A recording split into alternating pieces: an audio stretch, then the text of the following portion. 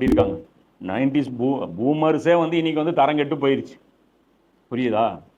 எது தப்பு, எது தனக்கு அசிங்கமோ அதுவே தனக்கு வந்து பெருமையாக சொல்லிக்கிற காலகட்டத்தில் நம்ம வாழ்ந்துட்டு இருக்கோம். இப்போ இதில் அல்லாஹ் வந்து இந்த மாதிரி உணர்வு இல்லாத அந்த பிணங்களுக்கெல்லாம் உணர்வு வரணும் அப்படிங்கிறதுக்காக அல்லாஹ் வந்து இந்த ஷார்ட் டைம் ப்ராக்டிஸு நிறைய நமக்கு வந்து அந்த அந்த இது கொடுக்குறான். அந்த ட்ரைனிங் வந்து அல்லாஹ் நமக்கு கொடுக்குறான். தொழுகை ஒரு ட்ரைனிங்கு.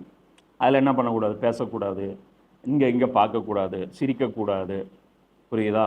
அப்போது ரொம்ப ஒரு டிசிப்ளினோட நிற்கணும். இது ஒரு பயிற்சி. இதெல்லாம் வந்து அல்லாஹ் பார்த்துட்ருக்கான் அப்படிங்கிற ஒரு நாளைக்கு 5 மாதிரி பயிற்சி. அதே மாதிரி நோன்பு ஒரு பயிற்சி. அதே மாதிரி இந்த ஹராமாக்கப்பட்ட விஷயங்கள் இதெல்லாம் பயிற்சி. இது அல்லாஹ் நம்மளை பார்த்து கொண்டிருக்கிறாங்கிற அந்த விழிப்புணர்வு நமக்கு அவேர்னஸ் கொடுத்துக்கிட்டே இருக்கும். அதனால தான் என்னதான் இந்த உலகம் ஆக கேடு கெட்டதாக போனாலும் இன்றைக்கி வந்து அதிகமாக மது குடிக்கிறவங்க முஸ்லீம் சமூகத்தில் இருக்க மாட்டாங்க, கம்மியாக தான் இருப்பாங்க. அதிகமாக விபச்சாரம்